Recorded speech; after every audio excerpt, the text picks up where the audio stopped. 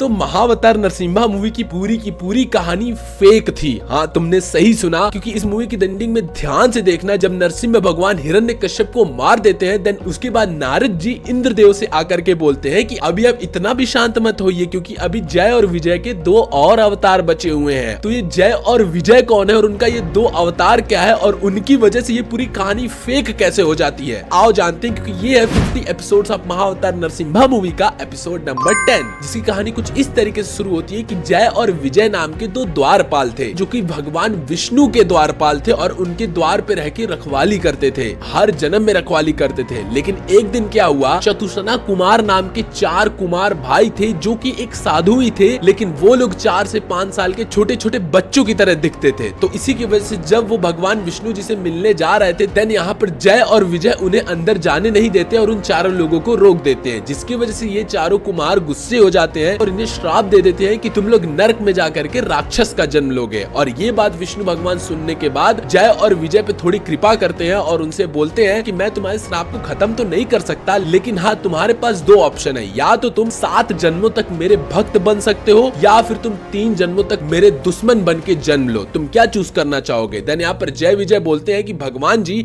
हम आपसे 7 जन्म तक दूर नहीं रह सकते, हमको कम से कम टाइम तक ही आपसे दूर रहना है, हम आपके बिना रह नहीं पाएंगे, इसीलिए हमको 3 जन्म के लिए अपना दुश्मन ही बना दीजिए। इसीलिए पहले जन्म में जय और विजय का जन्म होता है एज अ हिरण्याक्ष, हिरण्यकश्यप, फिर दूसरे जन्म में उनका जन्म होता है एज अ रावण और कुंभकर्ण, और तीसरे जन्म में उनका जन्म होता है as a Shishupal and Dantavakra. पहले जन्म में नरसिम्हा अवतार आकर के दोनों का संहार करते हैं, दूसरे जन्म में भगवान श्री कृष्ण आकर के संहार करते हैं, और तीसरे जन्म में भगवान विष्णु का अलग अवतार यानी कृष्ण भगवान आकर के उनका संहार करते हैं और इस पूरी दुनिया को शिक्षा दे करके जाते हैं। मतलब ये पूरा का पूरा एक स्क्रिप्टेड प्लान था खुद का भगवान विष्णु का, जो कि पूरी की पूरी लीला रच रहे थे पूरी दुनिया को नई नई तरीके की शिक्षा देने के लिए। क्योंकि तुम ही सोचो, ये जो इतने बड़े बड़े विलन हमें भगवान विष्णु से लड़ते हुए दिखाए गए हैं, वो कोई विलन थे ही नहीं, बल्कि वो खुद द्वारपाल थे भगवान श्री विष्णु के।